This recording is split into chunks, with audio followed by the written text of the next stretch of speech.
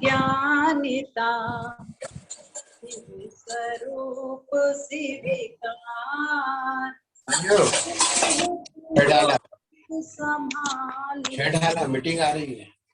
देवादिदेव आदिनाथ भगवान की जय। बोलिए देवादिदेव 1008 श्री पार्श्वनाथ भगवान की जय। जय। बोलिए देवादिदेव 1008 श्री महावीर भगवान की जय। जय। बोलिए प्रशांत मूर्ति आचार्य श्री शांति सागर छाणी महाराज की जय। जय। बोलिए संत शिरोमणि आचार्य श्री विद्यासागर जी महाराज की जय। बोलिए गुरु नाम गुरु आचार्य श्री सुमति सागर जी महाराज की जय। बोलिए शराकोद्धारक किनारे में श्री ज्ञान सागर जी महाराज की जय। बोलिए आचार्य श्री गे सागर जी महाराज की जय। आरिका रत्न श्री गणमती माता जी की जय। सभी सभी जीव सुखी रहे, सभी जीव स्वस्थ रहे, सबका कल्याण हो, सबका जीवन मंगलमय हो, ऐसी मंगलमयी भावनाओं के साथ शांति नाथ भगवान का जप करेंगे।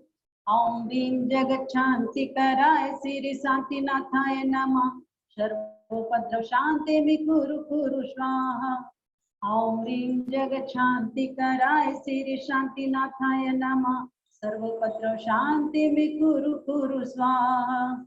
ओम ह्रीं जगत शांति कराय श्री शांति नाथाय नमः। सर्वोपद्रव शांति कुरु कुरु स्वाहा। ओम ह्रीं जगत शांति कराय श्री शांति नाथाय नमः। सर्वोपद्रव शांति कुरु कुरु स्वाहा। ओम ह्रीं जगत शांति कराय श्री शांति नाथाय नमः। सर्वोपद्रव शांति कुरु कुरु स्वाहा। ओम ह्रीं जगत शांति कराय श्री शांति नाथाय नमः। सर्वोपद्रव शांति कुरु कुरु स्वाहा। ओम ह्रीं जगत शांति कराय श्री शांति नाथाय नमः। सर्वोपद्रव शांति कुरु कुरु स्वाहा। ओम ह्रीं जगत शांति कराय श्री शांति नाथाय नमः।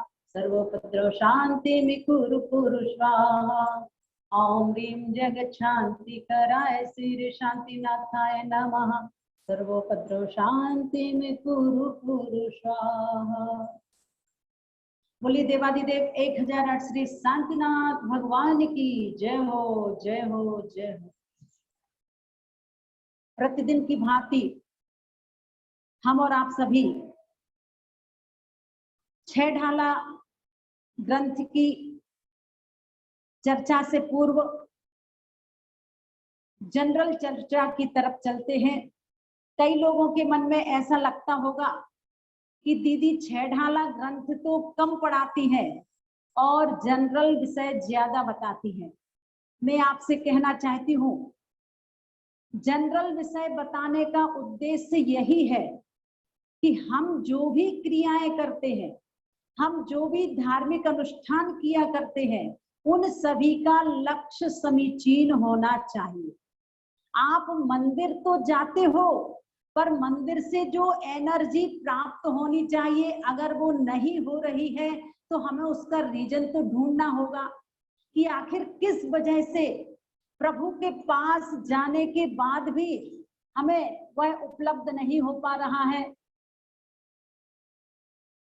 वास्तव में प्रभु के दरबार में जाने के बाद अगर आपको पूरे नंबर मिल रहे हैं तो सोचिएगा आप भावों के साथ प्रभु के दरबार में गए हुए हैं। और अगर आप भगवान के पास जाकर के भी राग रंग की चर्चा में उलझ जाते हैं, संकल्प विकल्पों में उलझ जाते हैं, तेरे मेरे की बातें करना शुरू कर दिया करते हैं, तो सोच लीजिए भगवान के पास जाकर के हमें मंदिर के पूरे मतलब नंबर पूरे नहीं मिल पाएंगे। इसलिए ये चर्चाएं आपके बीच में बार बार दोहरा भी रहे हैं। गुरु चरणों में हम कल पहुंच चुके थे। क्या करना चाहिए गुरु चरणों में बैठ करके, ये चर्चाएं भी आप सुन चुके हैं। और स्वाध्याय यह श्रावकों का आवश्यक कर्तव्य है। आज आपने शास्त्र स्वाध्याय का स्थान न्यूज पेपरों को दे दिया है। जब तक आप दुनिया की खोज खबर नहीं ले लेते हो, तब तक मुझे लगता है चाय भी आपको अच्छी नहीं लगती है, नाश्ता भी आपको अच्छा नहीं लगता। सबसे पहले तो आपको न्यूज पेपर पढ़ने का मन में भाव रहता है कि आखिर कहाँ क्या घटनाएं घटी हैं। आचार्य कहते हैं कि वास्तव में जिस तरह से संसार की खबर लेने की उत्सुकता आपके अंदर होती है, वैसे ही आत्मा की खबर लेने की भी उत्सुकता अपने अंदर होना चाहिए। और आत्मा की खबर हम कब ले पाएंगे? जब संसार की समस्त खबरें लेना बंद कर देंगे, तब जाकर के आत्मा की खबर लेना प्रारंभ होगी कि हमारी आत्मा भी तो अनंत काल से दुखी है, जन्म मरण जरा के थपेड़ों में हमेशा कष्ट सहन कर रही है। इसलिए हे भगवान, आपने जिन गुणों की प्राप्ति की है, उन गुणों की प्राप्ति मुझे भी हो। कई लोग कहते हैं कि दीदी जी आप कहती हो कि भगवान की भक्ति किसी सांसारिक आकांक्षा को लेकर के नहीं करना चाहिए, जबकि आज धार्मिक अनुष्ठान, भक्तामर विधान आदि आदि अनेक स्थलों पर चल रहे हैं, कहीं हीलिंग क्रिया चल रही है, तो सभी का एक ही लक्ष्य है कि ये शरीर स्वस्थ रहे, मन प्रशस्त रहे। मैं आपसे कहना चाहती हूँ कि प्रभु के चरणों में नमस्कार करने का एक ही लक्ष्य हमारा है, वंदे तद्गुण लब्धये। आखिर क्यों? जब हमें मोक्ष सुख प्राप्त हो जाएगा तो ये सांसारिक सुख तो फिर रह ही नहीं जाएंगे, उनको तो अपने आप हर व्यक्ति प्राप्त कर ही लेता है। तो निश्चित रूप से हमें प्रभु के चरणों में नमस्कार सांसारिक आकांक्षा को लेकर के नहीं करना है, हमें तो एक ही भावना के साथ नमस्कार करना है कि आपने जिन अच्छाइयों को प्राप्त किया है, जिन गुणों को प्राप्त किया है, मैं भी उन अच्छाइयों को अपने अंदर प्राप्त कर लूं और अपने अंदर उन गुणों को प्रगटा लूं। चर्चा अपनी चल रही है किस किस के चरणों में नमस्कार करना, किस किस के चरणों में कितने बार पुंज समर्पण करना। आखिर हम प्रभु के चरणों में खाली हाथ क्यों नहीं जाए? भगवान के दरबार में भक्त नहीं रहता है, एक दिन वह भी प्रभु के पास जाकर के प्रभु बनने का भाव अपने मन में जगाता है। तो निश्चित रूप से हमें अपने जीवन में भी यही लक्ष्य बनाना है कि हे भगवान, सांसारिक कष्टों से मुझे छुटकारा मिल जाए और हम भी आप जैसे सिद्धालय में पहुंच करके अनंत गुणों से युक्त होकर के अनंत महासागर में डुबकी लगाऊं। देव पूजा, श्रावक की भूमिका में श्रावकों को 6 आवश्यक कर्तव्यों का पालन जरूर करना चाहिए। अकेले मात्र हमें याद नहीं करना है कि हमारे 6 आवश्यक कर्तव्य हैं। देव पूजा, गुरुपास्ति, स्वाध्याय, संयम, तप और दान। आप प्रभु की पूजन कीजिए। कल नीतिकारों की बात मैंने बताई थी, आपसे पूछा जाएगा कि नीतिकारों ने प्रभु की पूजन के लिए कितनी महत्वता दी है। आज के डॉक्टर, आज के वैज्ञानिक भी यही कहते हैं, जो लोग भगवान की भक्ति करते हैं, गुरुओं को सम्मान देते हैं, माँ जिनवाणी का पठन पाठन करते हैं, उनके ऑपरेशन आदि अच्छी मात्रा में सफल होते हैं। और जो लोग रात दिन विश्वासघात करते हैं, चोरी छल कपट करते हैं, बेईमानी से जीवन जीते हैं, उनके ऑपरेशन उतनी अच्छी मात्रा में सफल नहीं होते हैं। इसलिए हमें अपने जीवन में भगवान के प्रति अकाट श्रद्धान अंजन चोर की तरह होना चाहिए। अंजन चोर वो तो अनेक बुराइयों से युक्त था। हमारे जीवन में तो इस तरह की बुराई नहीं कि हम किसी की चोरी करते हो, तो जब अंजन चोर जैसा पापी भगवान की भक्ति के सहारे नमोकार मंत्र के प्रति अटल श्रद्धा रख करके वह अंजन से निरंजन अवस्था को प्राप्त हो सकता है, तो हमें भी अपने जीवन में प्रयास करना है कि हे भगवान, भले ही मैं बहुत बुराइयों से भरा हूं, पर आपके सानिध्य में आकर के एक एक बुराई में प्रतिदिन कम करता चला जाऊंगा। आपके पास आकर के मुझे ये पाठ सीखने को मिल रहा है कि क्षमा रखना चाहिए, अहंकार नहीं करना चाहिए, छल कपट नहीं करना, लोभ लालच नहीं करना। और जब ये चारों कसाएं हमारे जीवन से विदा हो जाएंगी तो हमें सत्य से साक्षात्कार हो जाएगा। जय जिनेन्द्र दीदी। हमें जीवन में कसायों को कम करने का प्रयास करना है। आज शास्त्र स्वाध्याय करते समय किन किन बातों का ध्यान रखना चाहिए, वैसे तो मैंने बता दिया था कि जब भी आप माँ जिनवाणी का अध्ययन करते हैं, कभी भी विनय अविनय पूर्वक अध्ययन नहीं करना। जो जितना अधिक गुरुओं की विनय करेगा, पढ़ाने वालों की विनय करेगा, उसका ज्ञान उतना अधिक बढ़ता है। तो शास्त्र जी को कैसे रखना, कैसे उसकी विनय करना, ये सारी बातें आप पढ़ चुके हैं। अब चर्चा है प्रभु के मंदिर में जाकर के हमें क्या करना चाहिए, क्या नहीं करना चाहिए। सबसे पहले मंदिर में बैठ करके कभी भी कान आदि का मैल नहीं निकालना, आंख का मैल नहीं निकालना, क्योंकि भगवान का दरबार बड़ा पवित्र स्थान होता है और ऐसे मंदिर जी में जाकर के शरीर की तरफ ध्यान नहीं देना। मंदिर जी में जाकर के हमें अपनी आत्मा की तरफ ध्यान देना है। तो मंदिर जी में बैठ करके कान साफ करने लग जाएं आप, तो ये गलत है। आंखों का मैल निकालने लग जाएं, गलत है। दूसरे नंबर पर मंदिर जी में हमें हाथ पैर के नाखून नहीं तोड़ना चाहिए। आपकी नजर चली गई नाखूनों पर, और अगर आप मंदिर जी में बैठ करके नाखून तोड़ना प्रारंभ कर देते हैं तो ये तीन लोक के नाथ की अभिनय है। हमें सांसारिक कार्य, शरीर संबंधी कोई भी कार्य भगवान के दरबार में नहीं करना चाहिए। इसके साथ ही साथ मंदिर जी में बैठ करके अंगुली चटकाना, फोड़े आदि को फोड़ना, ये कार्य मंदिर में नहीं करना। बैठे बैठे कई लोगों की आदत होती है अंगुलियां चटकाते रहते हैं, तो मंदिर जी में बैठ करके हमें अंगुली आदि नहीं चटकाना चाहिए। फोड़ा है और आप फोड़ा को साफ वहीं बैठकर करने लग जाएं, ये गलत है। इसके साथ साथ मंदिर जी में दांतों में सीक नहीं डालना। अब भोजन करके आप शाम को मंदिर जी गए हैं और दांतों में कुछ फंसा हुआ है और आप वहीं पर सीक डाल करके साफ करने लग जाएं, ये भी गलत है। इसके साथ ही साथ अगर आपके शरीर में कोई घाव आदि हो गया है और आप वहां बैठ करके उसकी सफाई करना शुरू कर देते हैं, तो ये भी गलत है। इसके साथ साथ शौच आदि के कपड़े पहनकर मंदिर जी में नहीं आना, ये बहुत कठिन है आज के समय में, क्योंकि आप लोगों की यहाँ तो attach latrine bathroom.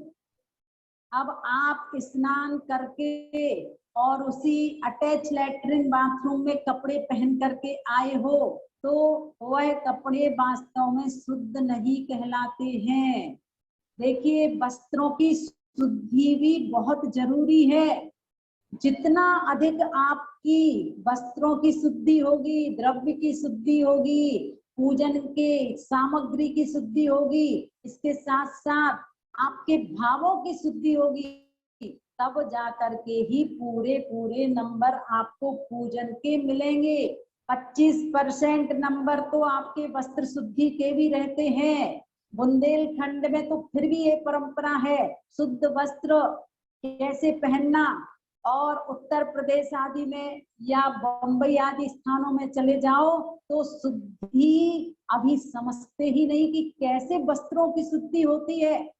Attach latrine bathroom में अगर आप शुद्ध कपड़े पहनकर आओगे तो वो शुद्ध नहीं माने जाएंगे। एक दिन आपको बताया जाएगा चौका किसे कहते हैं। द्रव्य शुद्धि, क्षेत्र शुद्धि, काल शुद्धि, भाव शुद्धि, 4 प्रकार की जहां पर शुद्धि होती है उसका नाम है चौका। आज आपके चौके नहीं रहे, आपका चौका आज किचन का रूप ले लिया है। इसलिए अचानक कोई साधु आपके नगर में पहुंच जाता है तो आपको चौका लगाने के लिए पूरी तैयारी करनी पड़ती है। और आप बुंदेलखंड में चले जाइएगा और बुंदेलखंड में आज भी कई घरों में शुद्ध भोजन आपको तुरंत मिल जाएगा। आपको तुरंत ही आहार जल शुद्ध है, भोजन ग्रहण कीजिए, इस तरह भोजन तुरंत मिल जाएगा। साधु अगर अचानक आ जाते हैं तो थोड़ी सी तैयारी करनी पड़ेगी, साफ सफाई आदि आदि, और तुरंत साधु का पड़गाहन कर सकते हैं। इसलिए जो त्यागी व्रती होते हैं, प्रतिमाधारी होते हैं, वो अपने घरों में शुद्ध भोजन बनाते हैं और अचानक किसी साधु का आगमन हो जाए तो चौका भी उनका तैयार ही रहता है, पड़गाहन के लिए चले जाते हैं। ऐसे चौके वास्तविक चौका कहलाते हैं। अब आपको पता लग गया महाराज जी आने वाले हैं और 2-4 दिन से आपको आपका नंबर मिल चुका, आप कितनी सिरदर्दी होगी, अरे अब ये साफ करना वो साफ करना। और बुंदेलखंड की परंपरा है गर्मी के समय में सब कुछ साफ सफाई करके धो धा करके रख देते हैं, फिर कहीं कोई सिरदर्दी नहीं होती है। तो निश्चित रूप से हमें अपने जीवन में बच्चों को भी चौका लगाना सिखाना चाहिए, बहुओं को भी चौका लगाना सिखाना चाहिए। जिस समय परम पूज्य आचार्य श्री ज्ञान सागर जी महाराज श्री साहेबपुर जिला मुजफ्फरनगर उत्तर प्रदेश गए थे, वहां की छोटी छोटी बालिकाएं जब हम लोगों के संपर्क में आई तो उन लोगों को हम लोगों ने जैसा बताया कि कपड़े कैसे पहनना, जिन कपड़ों को आप पहने हुए हो उन कपड़ों से टच करके शुद्ध कपड़े नहीं पहनना चाहिए। आप लोग तो क्या करते हो क्या नहीं करते हो मुझे नहीं पता, अपना अपना आप लेखा जोखा कीजिए कि वास्तव में वस्त्र शुद्धि हमारी होती है या नहीं होती है। मैं आपको एक स्थान की बात बताती हूँ। एक बार हम लोग महानगर में थे और वहां पर चौका लगा हुआ था किसी श्रावक के यहाँ। अब हम लोग जब आहार देने से 5 मिनट पहले उस घर में पहुंचे तो मैं देख रही हूँ कि जो शुद्ध वस्त्र पहन रहे हैं वो कहाँ खड़े होकर के पहन रहे थे, बिस्तर पर। मैंने उनसे कहा भैया आपको आहार देना है? बोले हाँ। तो हमने कहा कि आप बिस्तर पर खड़े होकर के कपड़े बदल रहे हो तो क्या ये आपके कपड़े अच्छे हैं, मतलब अब आप ऐसे कैसे दे दोगे? तो बोले दीदी मैंने धो करके डाले थे। हमने कहा धो करके कपड़े डालने मात्र से शुद्ध नहीं कहलाते हैं, अब आप उनको नौकर के हाथ से उठवा कर बिस्तर पर रखवा लिए हो, वो शुद्धि का कपड़ा नहीं है। तो फिर हम लोगों ने उनको मना किया कि भैया इस तरह से शुद्ध वस्त्र नहीं पहने जाते हैं। पूरी उनको विधि बताई कि शुद्ध वस्त्र पहनने का मतलब है आपने जो कपड़े शाम को धोकर के सुखाए हैं एकांत स्थान पे, उन कपड़ों को कोई भी टच नहीं करे। आपको अगर वो कपड़े उठाना है तो आप या तो मैक्सी गीली कर लीजिए, ड्रायर कर लीजिए और वो मैक्सी पहन करके जाओ, पूरे कपड़े उठाओ, किसी बर्तन में या किसी भी चीज में रख करके ऐसे स्थान पर रखो जहां ना पर्दे लगे हुए हो, ना बिस्तर बिछे हुए हो, ना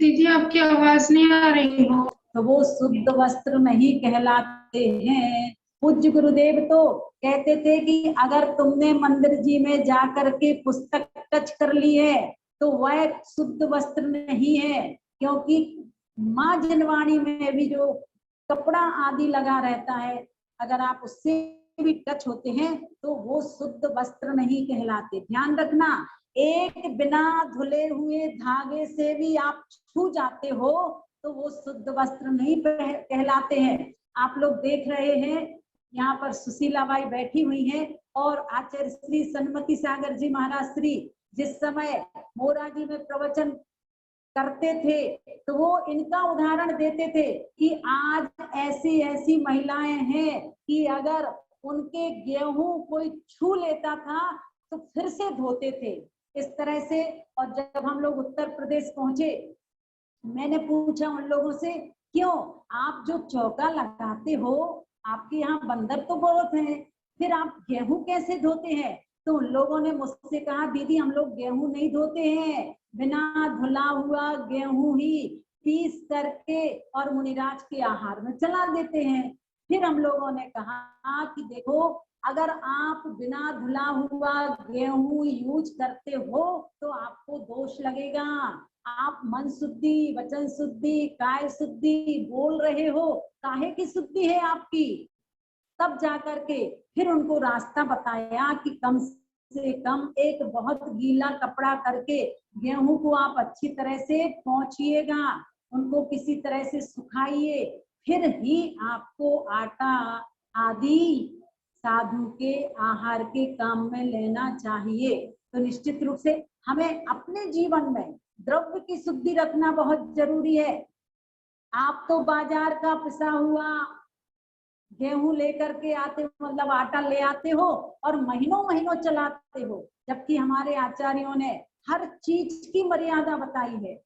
एक्सपायरी डेट निकलने के बाद जब आप दवाई नहीं खाते हो तो मसाले की मर्यादा, बूरे की मर्यादा, आटे की मर्यादा ऋतुओं के अनुसार अलग अलग बताई गई है। तो चलिए, मुझे ये विषय नहीं बताना था, फिर भी आप अपने घरों में चौका लगाते हैं और चौका लगाने के पूरे नंबर तभी तो मिलेंगे जब आप द्रव्य शुद्धि भी रखोगे, क्षेत्र शुद्धि भी रखोगे, काल शुद्धि भी रखोगे और भाव शुद्धि रखोगे।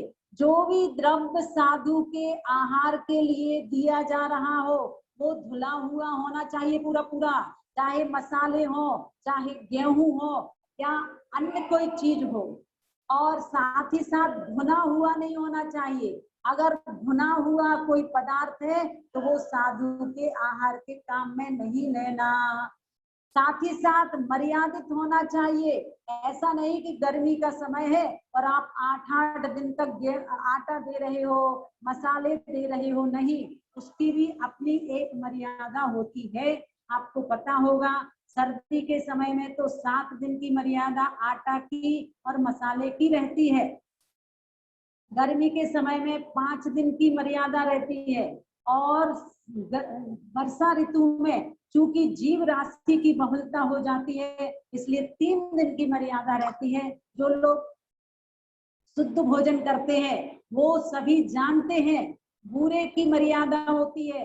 1 महीने तक आपका बूरा सर्दी में तो चल जाएगा, गर्मी में 15 दिन तक और वर्षा ऋतु में 7 दिन तक चलेगा। इसलिए आप सभी को अपने जीवन में बाहर की शुद्धि पर भी ध्यान देना चाहिए।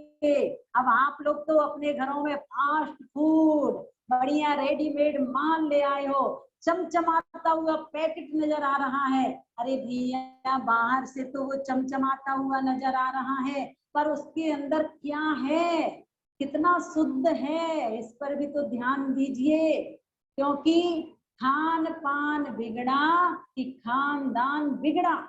ध्यान रखना, होटलों में जाकर के आप जो भोजन करते हो वो भोजन फिर भजन कराने में माध्यम नहीं बनेगा। जो व्यक्ति जितना अधिक शुद्ध भोजन करेगा उसका ही मन भजन करने में लगेगा, और जो व्यक्ति होटल का खाएगा, जो व्यक्ति बढ़िया चाट पकौड़ी खाएगा चौराहे पर खड़े होकर के, वह वास्तव में अनेक प्रकार के रोगों से जकड़ जाएगा। तो खान पीन की शुद्धि पर भी ध्यान दीजिए। अकेले मात्र स्वाद की तरफ ध्यान मत दीजिए, स्वास्थ्य की तरफ भी हमारा ध्यान जाना चाहिए। अभी कोरोना महामारी ने आप सबको पाठ पढ़ा दिया है कि जितना अधिक होटल का भोजन करेगा वह उतना अधिक बीमारी से ग्रसित हो जाएगा।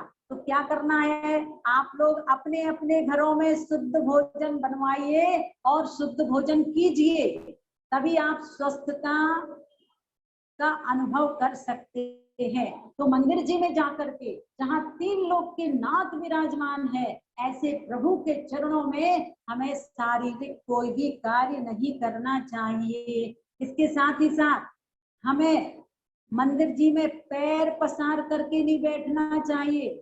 किसी के पैरों में दर्द है तो वह ऐसे बैठे कि प्रभु की तरफ पैर ना जाएं। इसके साथ ही साथ मंदिर जी में आलस नहीं करना। पर क्या करें दीदी, मंदिर जी में जाकर के नींद आती है, जब गुरुओं के प्रवचन सुनते हैं तब नींद आती है। किसी को टीवी देखते देखते नींद आई है क्या? नहीं दीदी, टीवी देखते हुए तो नींद खुल जाती है, और मैच भी रात को 2 बजे आ रहा हो तो भी नींद नहीं आती है। तो वास्तव में प्रभु के दरबार में आलस नहीं करना। इसके साथ ही साथ दीवार और खंबे के सहारे नहीं बैठना। ये बात तीनों के सामने है, गुरुओं के सामने भी नहीं बैठना, माँ जिनवाणी का जब अध्ययन कर रहे हो तब भी नहीं बैठना, और गुरु प्रभु के पास भी जा करके दीवार के सहारे नहीं बैठना। अब आजकल तो सबको दीवार का सहारा चाहिए, क्योंकि शरीरों में दम नहीं रही। हर व्यक्ति चाहता है बढ़िया कुर्सी पर बैठ जाए, दीवार का सहारा ले ले, तभी प्रवचन सुनने में अच्छा लगेगा, भगवान की पूजन करने में अच्छा लगेगा। तो देखिए, जो टिक नहीं सकते हैं, कमर में दर्द है, वृद्ध लोग हैं, उनकी बात अलग है, पर जो जवान है उनको प्रभु के दरबार में दीवार का सहारा लेकर नहीं टिकना चाहिए। इसके साथ साथ हाथ पैर शरीर दबाना नहीं। मंदिर जी में बैठ करके अगर आप अपने पैरों में दर्द है और पैर ही दबाने लग जाएं, हाथों में दर्द है हाथ ही दबाने लग जाएं, तो ये उचित नहीं है। अगर ऐसी कोई परेशानी है तो आप अपने घर पर आकर के उपचार कीजिए, मंदिर जी में बैठ करके ऐसे काम नहीं करना। इसके साथ साथ यहाँ तक कहा गया है कि नाभि के नीचे के अंगों का हमें खुजली आदि भी हो रही हो तो नहीं खुजाना चाहिए, क्योंकि आप अगर वहां बैठ करके इस तरह की क्रिया करते हैं तो यह प्रभु का अभिनय है। इसके साथ साथ गद्दी तकिया लगाकर बैठना नहीं। आराम से भगवान जी के पास भी गद्दी और तकिया पर जाकर बैठ जाएं, ये उचित नहीं। गद्दी पर बैठ गए, आराम से पीछे तकिया टिका ली और फिर जय जय नाथ परम गुरु हो। क्या ना दीदी, सब तरह की सुविधाओं के मत ही हमारा मन लगता है, अन्यथा मंदिर जी में भी मन नहीं लगता। आज कई मंदिरों में एसी लग गए हैं। अरे भैया, जब मंदिरों में ही आप वो सब सुख सुविधाएं चाहोगे तो भगवान के दरबार से हम क्या शिक्षा लेकर के जाएंगे? निश्चित रूप से हमें अपने जीवन में कहीं ना कहीं ऐसी साधना करना चाहिए। आप तो किसी क्षेत्र पर जाते हो तो पहले ही से फोन हो जाता है, हमको एक अटैच रूम चाहिए, और अगर अटैच रूम नहीं मिलता है तो व्यवस्थापकों को आप कितना कितना सुना देते हो। तो क्या करना, कम से कम जब आप क्षेत्रों पर जाए और अगर आपको सुविधाएं नहीं मिले तो व्यवस्थापकों पर गुस्सा नहीं करना, ये सोचना कि हम थोड़ी सी साधना इस क्षेत्र में आकर के करेंगे।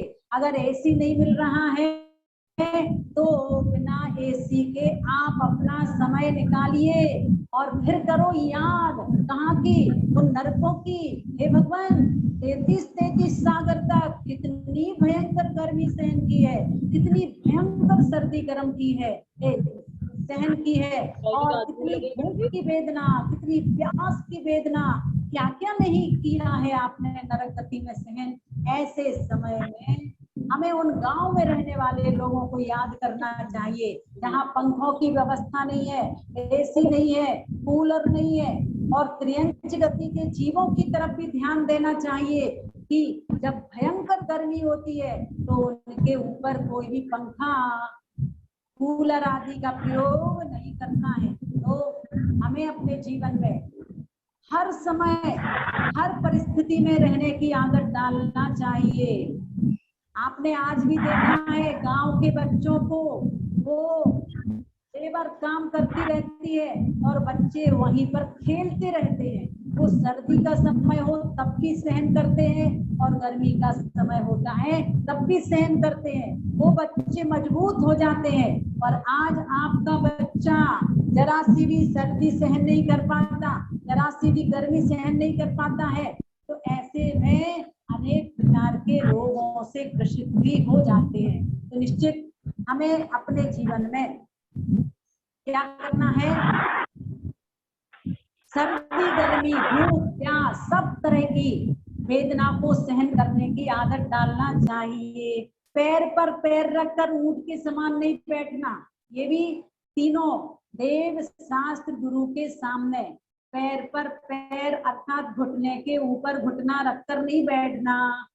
पगड़ी साफा आदि नहीं बांधना। मंदिर जी में जाकर के बैठ गए और बढ़िया से अपनी पगड़ी खोल करके पगड़ी बांधने लग गए या साफा बांधने लग गए, तो ऐसा नहीं करना। स्नान उबटन तेल कंगा नहीं करना। इसके साथ साथ तेल और इत्र सेंट आदि मंदिर जी में बैठ करके नहीं लगाना। बैठे बैठे ऊँघना नहीं।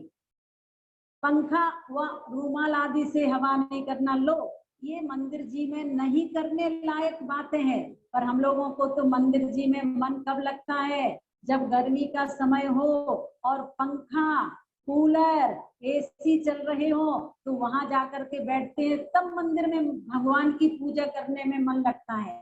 और कदाचित मंदिर जी गए, लाइट नहीं आ रही है और कोई व्यवस्था नहीं है, तो भगवान जी लो जल्दी से लो मुट्ठी दो छुट्टी। समझ में आया? लो भगवान ये मुट्ठी भर चावल और जल्दी से छुट्टी दे दो, मुझे आपके दरबार में ज्यादा देर बैठना नहीं है क्योंकि आज यहाँ पर बहुत गर्मी लग रही है। तो देखो भाई, थोड़ी सी देर तो गर्मी भी सहन करना सीखो, सर्दी भी सहन करना सीखो। अगर आप सर्दी के समय में मंदिर जाते हो तो कई लोगों का तो नियम रहता है कि हम सर्दी में ऊनी वस्त्र पहन करके मंदिर नहीं जाएंगे। तो थोड़ी सी देर के लिए इस तरह की साधना जरूर होनी चाहिए। कुछ लोगों का तो नियम रहता है कि सर्दी के समय हम ऊनी वस्त्र पहन करके मंदिर नहीं जाएंगे। सूती वस्त्रों में ही इस तरह के कपड़े यूज कीजिए जिससे आपको ऊनी वस्त्रों का प्रयोग नहीं करना पड़े। आग नहीं तपाना। अब सर्दी का समय है, बहुत सर्दी लग रही है, पूजा करने में मन नहीं लग रहा, इसलिए क्या करा, अपने बगल में अंगीठी रख ली और फिर अपने हाथ को गर्म कर रहे हैं। इस तरह मंदिर जी में बैठ करके अंदर आग आदि से अपने हाथ आदि को नहीं तपाना चाहिए। ये बातें आप सभी के बीच में हुई। अब हम और आप सभी चलते हैं 6 ढाला ग्रंथ की तरफ। पंडित दौलत राम जी ने दूसरी ढाल में 7 तत्वों की भूल बताई है। पंडित दौलत राम जी ने संसार परिभ्रमण का कारण बताया है कि आपकी विपरीत श्रद्धा, आपका विपरीत ज्ञान और आपका विपरीत आचरण ही आपको संसार में चारों गतियों में भ्रमण कराता है। तो 4 गतियां होती हैं, उनमें कैसे कैसे कष्ट सहन किए हैं ये चर्चा आप सभी सुन चुके हैं। कल दूसरी ढाल पूरी हो चुकी है और दूसरी ढाल में 7 तत्वों की भूल आप सभी ने पढ़ ली है कि जीव के स्वरूप को जीव रूप ना जान करके शरीर को ही हम जीव मानते हैं, ये जीव तत्व की भूल है। शरीर की उत्पत्ति में आत्मा की उत्पत्ति मानते हैं, ये अजीव तत्व की भूल है। आश्रव तत्व की भूल, राग द्वेष आदि प्रत्यक्ष में दुख के कारण है, पर मिथ्या दृष्टि जीव इनको सुख का कारण मानता है, ये अजीव आश्रव तत्व की भूल है। बंध तत्व की भूल बताई थी, शुभ अशुभ कर्म के फल मजार रति अरति करे निज पद विसार।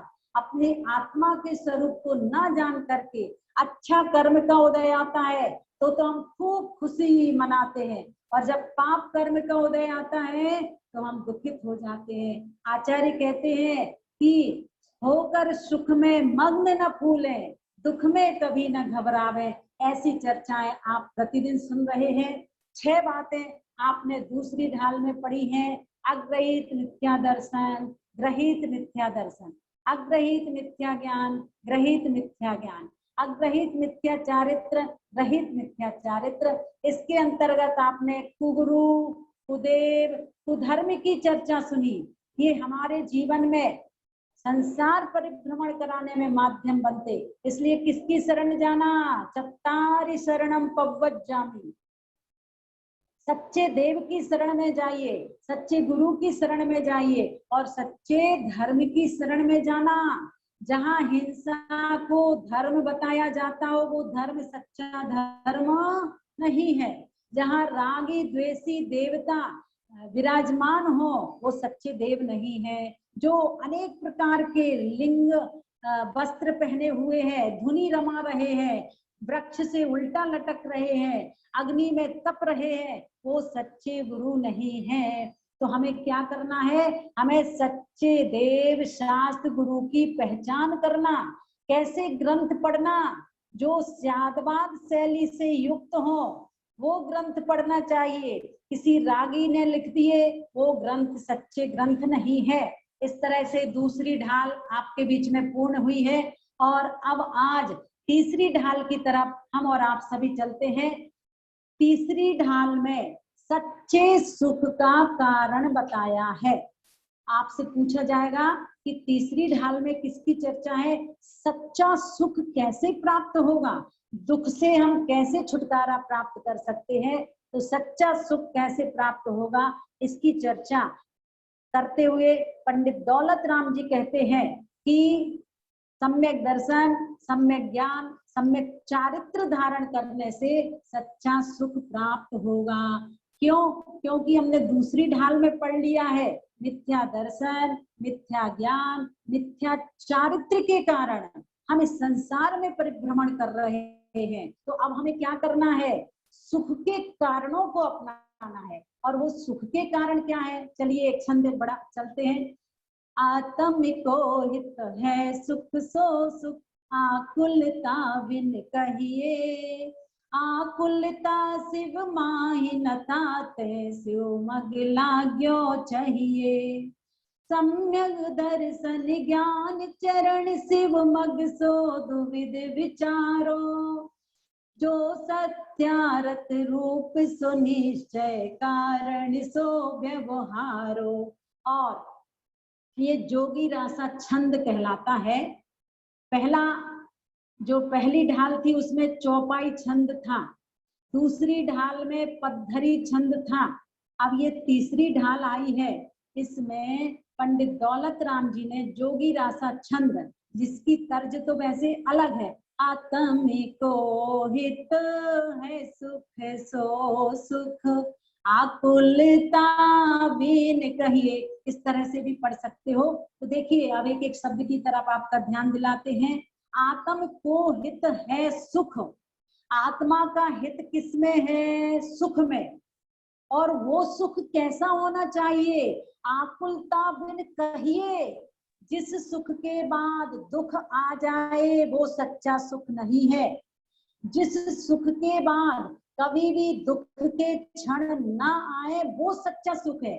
ऐसा सच्चा सुख कहाँ है? संसार में नहीं है, पत्नी के पास नहीं है, घर में नहीं है, पैसों में नहीं है।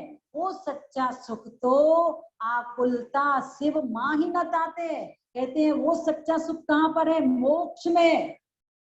और पंडित दौलत राम जी कहते हैं कि जब वो सच्चा सुख मोक्ष में है तो आपको क्या करना है? ताते शिवमग लाग्यो चाहिए।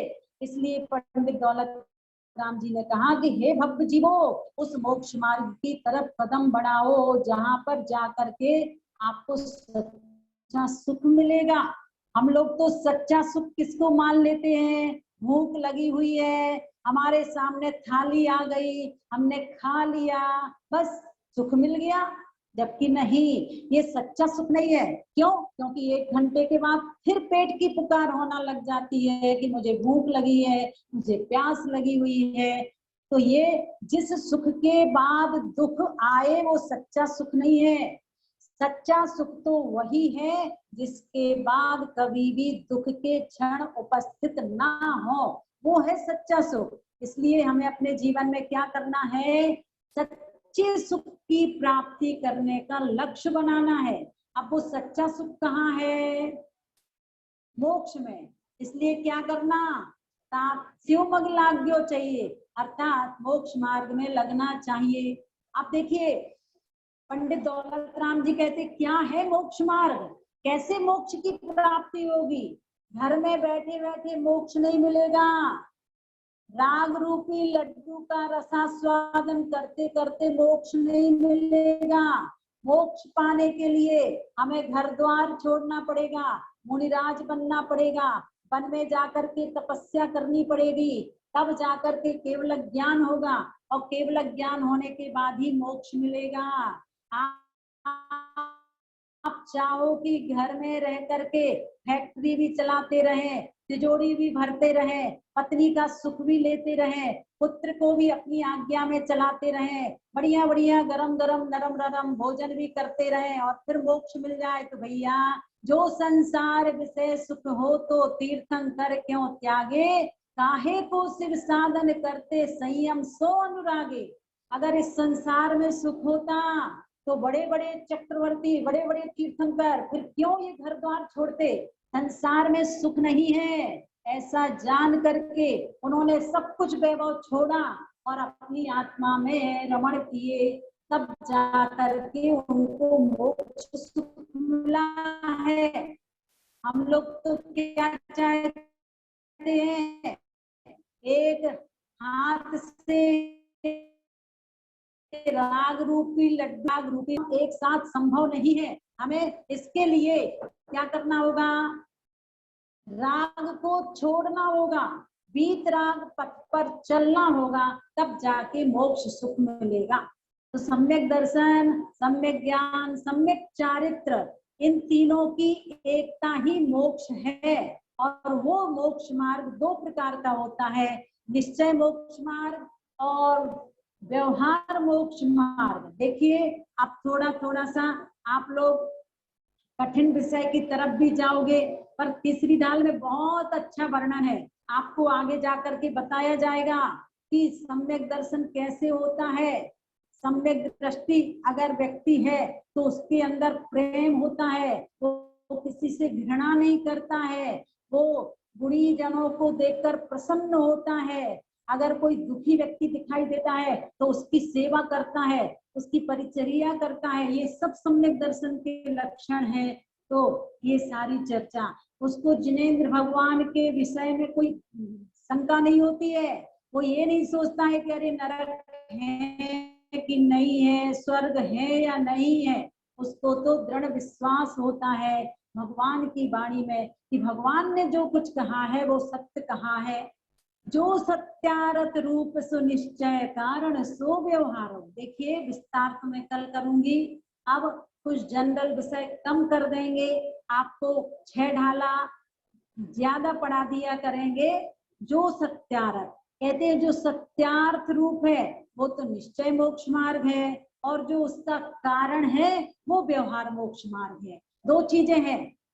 एक तो आप शिखर जी के दर्शन करने का लक्ष्य बना लिए हो, तो जब तक शिखर जी नहीं आया है तब तक तो व्यवहार है, और जब शिखर जी पहुंच गए चंदा बाबा के चरणों में, पार्श्वनाथ भगवान के चरणों में, तो वो निश्चय कहलाया। आपने अपने मन में एक संकल्प किया कि अब मुझे शिखर जी जाना है, तो ये निश्चय नहीं हुआ, ये तो एक लक्ष्य बना। अब इसके बाद आपने तैयारी करना शुरू कर दी, ये व्यवहार हो गया। और इसके बाद जब आप शिखर जी पहुंच करके चंदा बाबा के पास पहुंच गए, चरणों के पास पहुंच गए, तो वो निश्चय कहलाता है। ऐसे ही पंडित दौलत राम जी ने इस छंद में 3 बातें बताई हैं। सबसे पहले उन्होंने कहा आत्मा का हित किसमें है? सुख में। वो सुख कैसा होना चाहिए, आकुलता से रहे। वो आकुलता कहाँ नहीं है, मोक्ष में। इसलिए क्या करना, मोक्ष मार्ग में लगना। 4 बातें ये। और इसके बाद है वो मोक्ष मार्ग क्या है, सम्यक दर्शन, सम्यक ज्ञान, सम्यक चारित्र। इन तीनों की एकता से ही मोक्ष मिलेगा। ध्यान से सुन लेना, अकेले मात्र श्रद्धान करने से मोक्ष नहीं मिलेगा, अकेले मात्र जानने से भी मोक्ष नहीं मिलेगा, और अकेले मात्र आचरण से भी मोक्ष नहीं मिलेगा। इसकी शेष चर्चा कल करेंगे। चूंकि 6 ढाला मुझे पूछनी है, चाहूंगी कुछ नए लोग मेरे प्रश्न का उत्तर दें। कुछ नए लोग चुपचाप रहते हैं, इसलिए मुझे उन्हीं लोगों से पूछना पड़ता है। तो नए लोग आज प्रश्न का उत्तर देंगे। सबसे पहले प्रश्न का उत्तर देंगी भावना जैन। बताएंगे कि भगवान के दरबार में जब आप पहुंच जाते हो, घंटा बजाते समय क्या बोल करके उत्तर देना चाहिए। दीदी मतलब वंदना। घंटा बजाते समय क्या बोलना चाहिए। ओम जय, भावना जी, ओम जय भावना जय जय। जैन, हाँ दीदी, ओम जय जय जय। बबीता जैन, भव्य प्रश्न का उत्तर इसमें दीजिएगा। ओम जय जय जय। प्रवेश करते समय नीतू निश्चय बहन, ओम जय जय निसही निसही निश्चय निश्चय निश्चय नहीं बोलना चाहिए। उत्तर 1 मिनट। हाँ बोलिएगा। दीदी घंटा निश्चय ओम जय जय जय बोलना चाहिए। ब्रह्म ज्ञान सम्यक नीतू बहन ने प्रश्न का उत्तर सही दिया है कि हमें घंटा बजाते समय जय जय जय शब्दों का उच्चारण करना चाहिए। अब सुमन बहन बताएंगी, और वो ये बताएंगी पंडित दौलत राम जी ने दूसरी ढाल में किसकी चर्चा की है। सुमन जैन, संध्या जैन, बबीता जैन। दीदी दूसरी दाल में 7 तत्वों की चर्चा की है, उसमें 6 वो बताएं कि ग्रहित मिथ्या ज्ञान, अग्रहित मिथ्या ज्ञान, ग्रहित मिथ्या दर्शन, अग्रहित मिथ्या दर्शन, अग्रहित मिथ्या चारित्र, ग्रहित मिथ्या चारित्र। हाँ बहुत अच्छा। बबीता जी एक बार अपनी आप चेहरा बता दीजिए कि कहाँ से है, कौन है। दिल्ली से हैं दीदी हम। जी दिल्ली से, दिल्ली। हाँ चलिए, बहुत अच्छी। और अब संध्या जैन वो ये बताएंगी कि हमें किसकी शरण में जाना चाहिए, किसकी शरण में नहीं जाना चाहिए। संध्या जी आवाज खोलिए। किसकी शरण में जाना चाहिए, किसकी शरण में नहीं। देव शास्त्र बहुत अच्छा। और सच्चे देव शास्त्र गुरु की शरण में जाना चाहिए, खोटे देव, खोटे शास्त्र, खोटे गुरु की शरण में नहीं जाना चाहिए। सुमन जैन जी बताएंगी कि हमें कैसे शास्त्रों का अध्ययन करना चाहिए। जो वीतरागी सर्वज्ञ देवों के द्वारा लिखे गए हों। बहुत अच्छा। जिसे जिनवाणी कहते हैं, जिनेंद्र भगवान की वाणी को जिनवाणी कहते हैं। 3 प्रकार की वाणी बताई थी, किसको याद है सुलेखा भाभी जी? कौन कौन सी है वो 3 प्रकार? दीदी जिनवाणी, मनवाणी और जनवाणी। हाँ तो कल्याण किससे होगा? जिनवाणी से। हाँ, ना मनवाणी से होना और ना जनवाणी से। जनवाणी से। प्रभु की वाणी सुन करके ही, पढ़ करके ही आपका जीवन में धारण करने से कल्याण होगा। अब चलते हैं हम त्रियंच गति के दुखों की तरफ। संसार में अनंत काल से परिभ्रमण कर रहे हैं। हमारी यात्रा सबसे पहले कहाँ से प्रारंभ हुई है, कौन बताएगा? कमलेश भाभी जी, कमलेश भाभी जी, हमारी संसार की यात्रा कहाँ से प्रारंभ हुई है और वहां पर कितना समय व्यतीत हुआ है? दीदी निगोद से। हाँ, कितना समय व्यतीत हुआ वहां? अनंत काल। और अब प्रीति बहन बताएगी कि उस निगोद अवस्था में एक श्वास में कितने बार जन्म मरण किया इस जीव ने? 10 बार। 18 बार जन्म मरण 18 किया। बार दीदी। बहुत अच्छा। और अब भावना जी बताएंगी विकलत्रय जीव किन्हें कहते हैं? दीदी भवनवासी, व्यंतरवासी और ज्योतिषी। अरे आप कहाँ पहुंच गई हो? भवनत्रिक नहीं पूछा, अच्छा, विकलत्रय। जय जिनेंद्र विकलत्रय दीदी 2 इंद्र से 4 इंद्र तक के जीवों को। हाँ बहुत अच्छा। विपिन भाई आप बताइएगा, सच्चे देव शास्त्र गुरु के श्री चरणों में हमें कितने कितने बार पुंज समर्पित करना चाहिए? दीदी जय जिनेंद्र। जय जिनेंद्र। देव वितरागी प्रभु के चरणों में 5 बार, बहुत गुरु के अच्छा। चरणों में 4, जिनवाणी माता के चरणों में 4 बार और गुरु के चरणों में 3 बार। हाँ तो गुरु माँ जिनवाणी के सामने क्या बोल करके करना? प्रथमम करणम चरणम प्रथमम करणम चरणम। अच्छा, अब मीना जी बताएंगी, और मीना जी ये बताएंगी कि हमें प्रभु के चरणों में किस आसन से नमस्कार करना चाहिए? बोलिएगा मीना जी। विजय लक्ष्मी जी। दीदी गौआसन में। गवासन मुद्रा से। और नरक गति में अब और कोई बताएगा? नीलू जी बताएंगी। हम लोग नरक गति में गए हैं कि नहीं गए अभी तक? क्यों नीलू जी? आवाज खोलिएगा। नरक गति में हम लोग गए कि नहीं गए? नहीं गई दीदी। अभी नहीं गए नरक गति में? कभी नहीं गए? गए अनंत बार गए। हाँ, अनंत बार हम लोग उस नरक गति के कष्टों को सहन कर चुके हैं। एन के जैन साहब बताएंगे, पंडित दौलत राम जी ने मंगलाचरण में किसको नमस्कार किया है? एन के जैन साहब। एन के जैन साहब। प्रिंस जैन।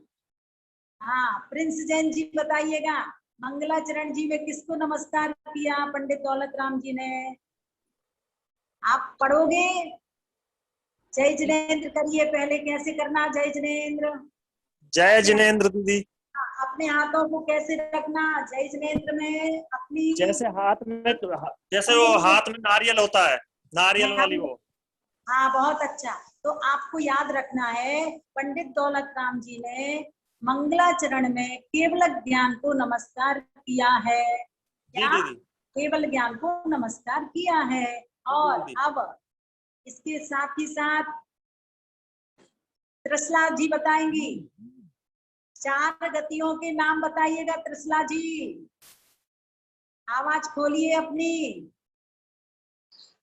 आवाज खोलो। 4 गतियों के नाम। जय जिनेंद्र। देवगति, देवगति, नरक गति, देवगति, नरक गति, मनुष्य गति, मनुष्य गति, और हाँ चलिए। और अब महावीर भैया, प्रथम नरक में यह जीव लगातार कितनी बार जा सकता है एक मनुष्य और त्रियंच पर्याय प्राप्त करके?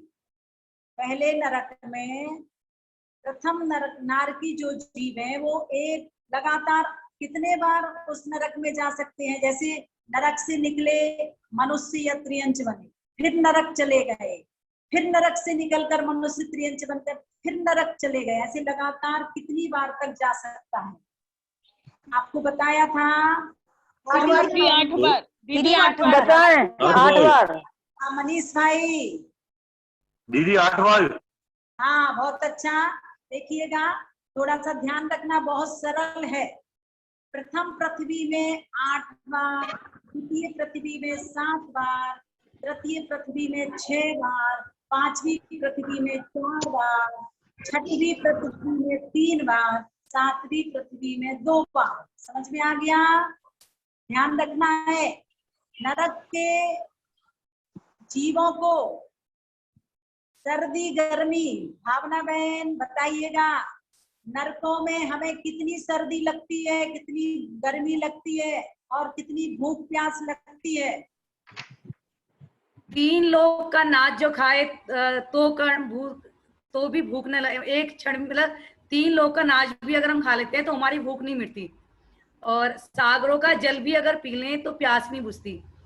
सर्दी इतनी लगती है कि लोहा भी जम जाता है। लोहा अगर पिघला हुआ हो तो वो भी जम जाएगा। तो आप कब से क्लास अटेंड कर रही हो? पहली बार बैठी हो क्या? नहीं दीदी, नहीं, शुरू से कर रही हूँ। चलिए बहुत अच्छा है, कुछ नए चेहरे मेरे सामने आए हैं, बहुत खुशी है। आप सभी लोग बड़ी तत्परता और उत्साह के साथ 6 ढाला की पढ़ाई पढ़ रहे हैं, तो बहुत अच्छे लक्षण है। क्योंकि आज के समय में धर्म की बातें आज की युवा पीढ़ी को अच्छी नहीं लगती है। अब आपको बताना है, तालनी जी, प्रथम नरक की मिट्टी मध्य लोक में आ जाए तो कितने योजन तक या कितने कोस तक जीव मरण को प्राप्त हो जाते हैं? दीदी ये वाला तो नहीं मालूम मुझे। क्या और किसी को पता है ना? किसको पता है? दीदी 1.5 कोस तक, दीदी 1.5 कोस तक। सुनिए, क्रम से आपको लेना है। पहले तो आया है प्रथम पृथ्वी की मिट्टी अगर मध्यलोक में आ जाती है तो उतनी गंदी रहती है वो पृथ्वी, दुर्गंधित। 1000 कोस तक 1 कोस। फिर दूसरी पृथ्वी की आ जाए तो 1.5 कोस, फिर तीसरी पृथ्वी की आए तो 2 कोस। ऐसे बढ़ते बढ़ते 7वें नरक की मिट्टी अगर मध्यलोक में आ जाती है तो 4 कोस तक के जीव मरण को प्राप्त हो जाते हैं। ये चर्चा हमें याद रखना है।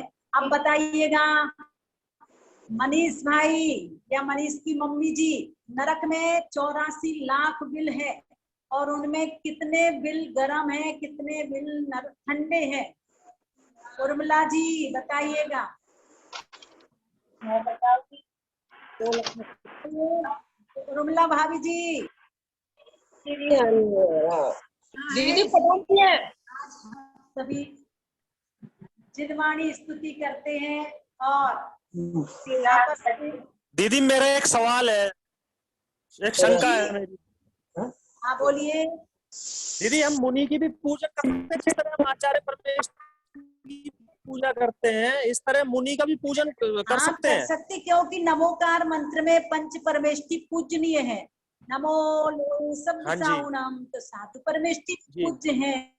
हम लोग 3-9 करोड़ मुनि महाराज जियों की वंदना करते हैं, पूजन करते हैं। तो अच्छा, पूजन कर सकते हैं ना? मतलब यही कल मंदिर में स्वाध्याय में चर्चा थी तो दीदी इसमें थोड़ा शंका में पड़ गए थे सब। नहीं कर सकते, क्योंकि पंच परमेष्टि हमारे लिए पूज्य है। तो नमो लोए सप्ताउणम, नमो ओज्झायाणम। हाँ क्या बोल रहे हैं? क्या कह रहे हैं? समय हो गया है। माता जी की पूजा बताइए। क्या ये परंपरा वाली बात है। जिस संघ में जो परंपरा है उसके अनुसार वहाँ की परंपरा का ध्यान रखना है। पर कुछ संघ ऐसे हैं जहाँ मतलब आरिका माता जी की पूजन नहीं है, क्योंकि वस्त्रधारी की पूजन के लिए निषेध है। पर यथा योग उनकी अगर आप विनय आदि करते हो तो वही एक तरह से पूजन का रूप हो जाता है। तो जहाँ जिसकी जो परंपराएं हो उसके अनुसार भी कुछ लोग तो नियम ले लेते हैं कि हमको वस्त्रधारी की पूजन ही नहीं करना, तो इस विषय में विवाद नहीं करना, विरोध नहीं करना। जहाँ जिस साधु की जो परंपरा है उस परंपरा के अनुसार काम करना। हाँ चलिए, बहुत अच्छा। और आप सभी अब माँ जिनवाणी की स्तुति करेंगे सब मिलकर।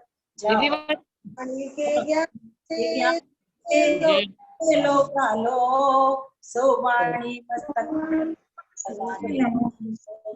जिनवाणी भारती तो जपूजन है, जो तेरी शरण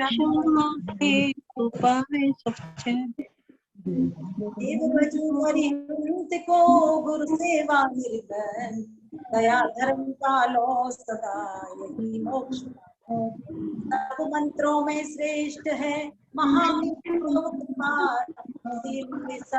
पढ़ो महामंत्र 9 बार। अभी आपस में पहले भूलेंद्र और ओम नमः सबको क्षमा सबसे क्षमा।